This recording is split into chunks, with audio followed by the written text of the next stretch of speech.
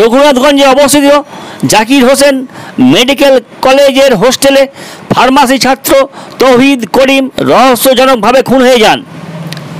গত 13ই আগস্ট ঘটে যাওয়া এই ঘটনায় এখনও ধোঁয়াশা রয়ে গেছে। এখনও পর্যন্ত কেউ গ্রেপ্তার হয়নি। অভিযোগ, ছাত্র মৃত্যুর ঘটনাটিকে বিভ্রান্তিকর প্রচার করে কর্তৃপক্ষ ধামা চাপা দেওয়ার চেষ্টা করছে বলে বিভিন্ন স্তর থেকে অভিযোগ তোলা হয়েছে। প্রতিবাদে বুধবার কলেজের সামনে ছাত্রদের পক্ষ থেকে এদিন জাকির হোসেন মেডিকেল কলেজের সামনে বিচারের দাবিতে বিক্ষোভ প্রদর্শিত হতে দেখা গেছে।